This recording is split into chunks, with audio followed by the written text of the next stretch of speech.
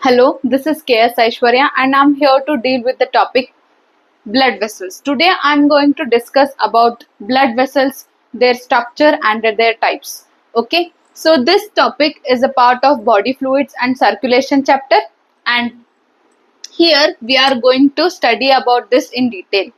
So we all need to remember is that we have a closed circulatory system.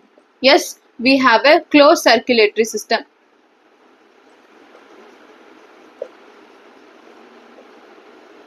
And these blood vessels are a major part of this closed circulatory system. They are responsible for their tubular structures.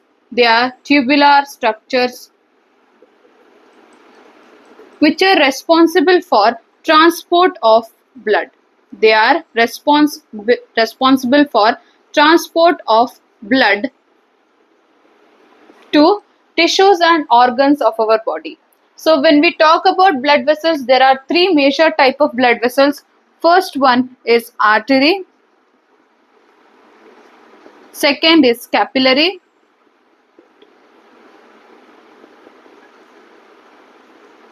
and third is the vein. These three are the major types of blood vessels. When we talk about these three, let's understand how actually they transport blood. Suppose this is a heart. So we all know that heart receives oxygenated blood from the lungs. Whatever the oxygenated blood is received by the heart, it is transported to different parts of our body, to tissues to be precise, via these arteries. Arteries are responsible for carrying the blood away from our heart.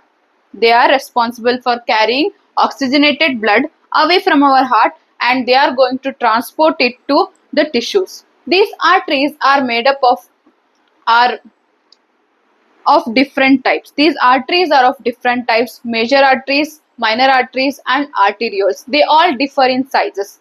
So when we talk about the artery which is responsible for transporting the oxygenated blood from the heart to the tissue, the major artery is aorta, which is going to pump the oxygenated blood to the different parts of the body.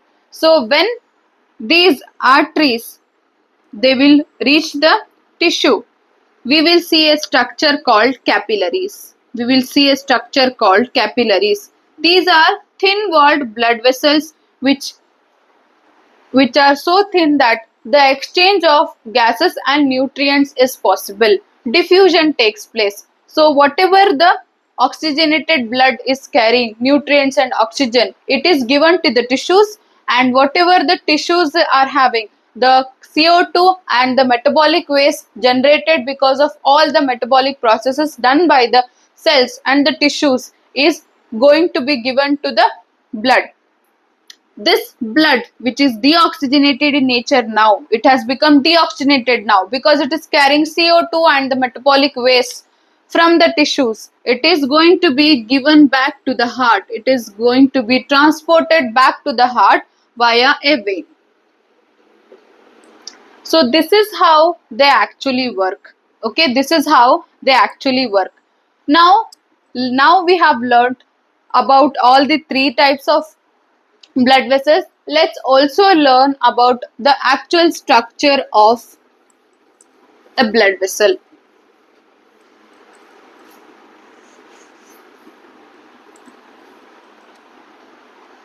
Okay, suppose this is a blood vessel.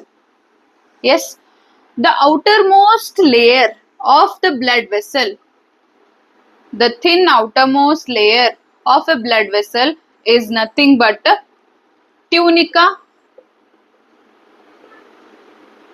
externa.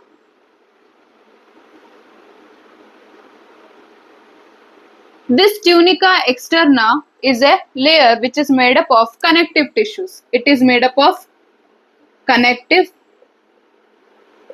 tissues.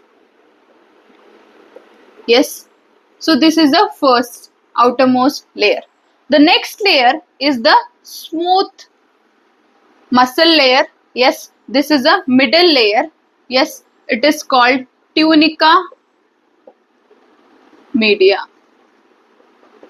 Yes, this layer, this second one, yes, it is made up of smooth muscles.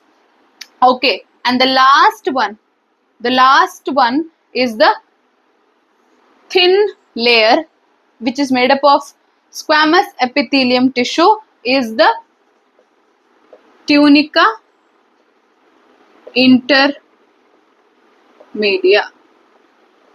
This last layer is made up of simple squamous epithelium tissues, and this is nothing but the lumen where the actual blood is going to pass.